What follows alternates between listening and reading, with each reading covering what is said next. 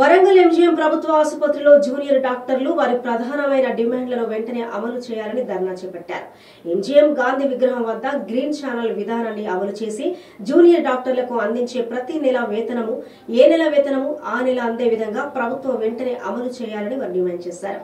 అదేవిధంగా వారి ప్రధానమైన 8 డిమాండ్లను రోడ్లు, విశ్వవిద్యాలయంలో సదుపాయాలు తదితర సౌకర్యాలను ప్రభుత్వం అమలు చేసి విద్యార్థులకు ప్రభుత్వం సహకరించాలని జూనియర్ డాక్టర్లు ఎంజీఎం ఆసుపత్రిలో ఓపీ సేవలను బంద్ చేసి ధర్నా నిర్వహించారు. ఇక ప్రభుత్వం వెంటనే స్పందించకపోతే అత్యవసర సేవలు బంద్ చేస్తామని డిమాండ్ చేశారు.